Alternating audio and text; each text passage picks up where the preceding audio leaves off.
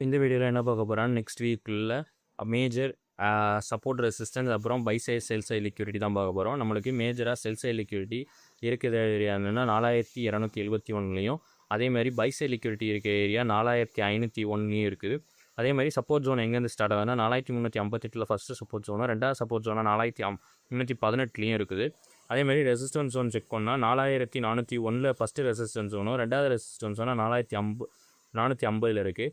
ஏன்னா நம்ம மார்க்கெட் இப்போ அன்சர்டனிட்டியில் இருக்குது. ஏன்னா நம்மளுக்கு யூஎஸ் ஆயில் ஒன்ஸ் பை ஆகுமா செல் ஆகுமான ஒரு அன்ப்ரொஜெக்டில் இருக்குது. நம்மளுக்கு ஈரான் யூஎஸோட எஸ்கலேஷன் இன்னும் ஸ்டார்ட் ஆகிருக்கு. ஏன்னா இஸ்ரேல் லெபனான் மேலே தாக்குதல் புரிந்ததுனால இப்போ ஸ்ட்ரைட் ஆஃப் ஆல்மோஸ்ட் மறுபடியும் லாக்கில் இருக்குது.